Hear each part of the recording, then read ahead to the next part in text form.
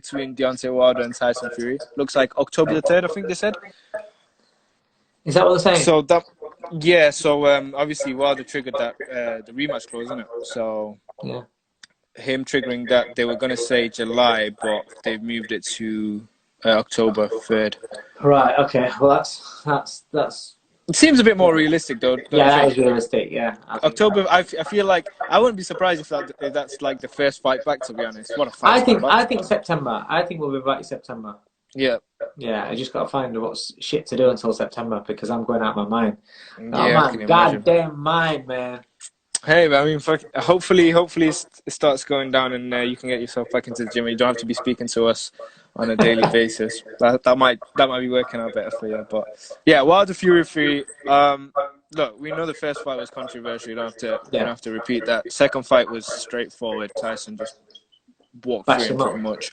And the third fight, the question is, we've never really seen Wilder lose. So how does can he adapt? That's the question. Or does Fury just walk through him again? I think that loss was such a bad, one-sided, mentally crushing loss that I don't think that you can come back from that immediately to go immediately into a rematch. And because so Wilder trades on the fear factor. Right, he's great. You know, at this moment in time, well, before the fight, at that moment in time, he's the most fearsome fighter on the planet. He's the baddest heavyweight in the world, most dangerous fighter on the planet.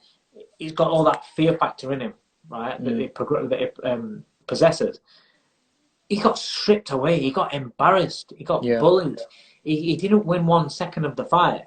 Yeah, and every time he got touched, he was in trouble. He looked, it looked fucked all the way through. Yeah, and when you are absolutely stripped away and embarrassed like that, for you to then go straight into the rematch, not having any success in that fight. So let's be honest.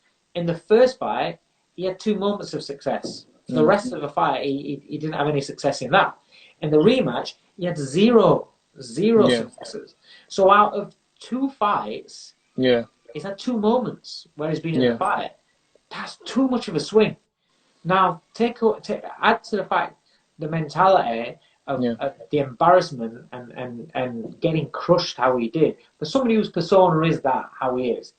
But then after the loss, which is bad enough, to then react by making these excuses, Masu, shit like that, that adds to the embarrassment. That if it had turned around and just said, you know what, I just got absolutely scolded and I lost fair and square, then fair enough. It's not false bullshit. You're not putting out false confidence and shit. He is trying to build a confidence going into a third fight based on bullshit, based on Masoud whatsoever. But then you've done interviews where you've said you've trained in 40-pound vests and shit like that. You know, you're training with weight and vests and stuff like that. Well, come on, you know. The problem with making excuses for a loss is that reality always comes back and checks you. You know, you get a reminder.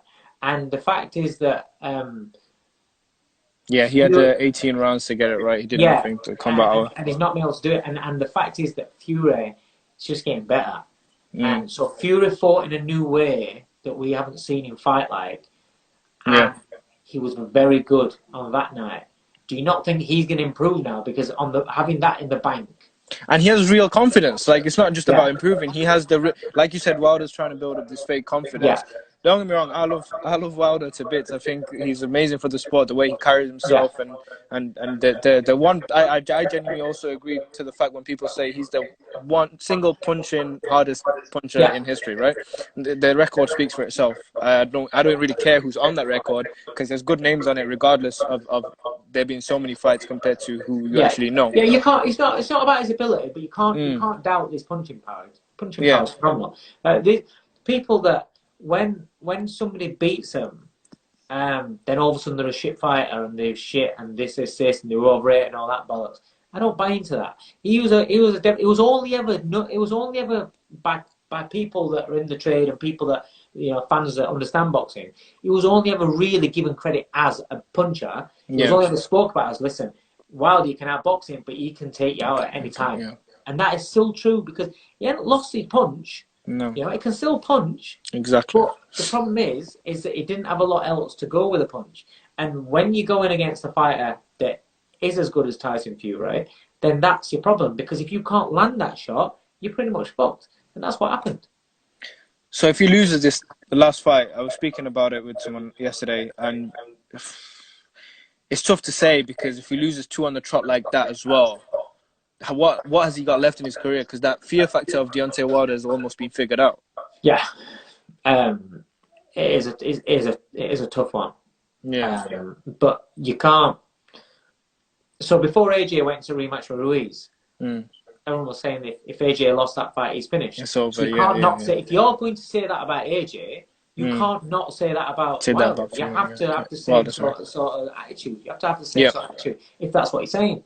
But also, what I would say is 2 losses don't end the fighters. They don't end the fighter's career. No.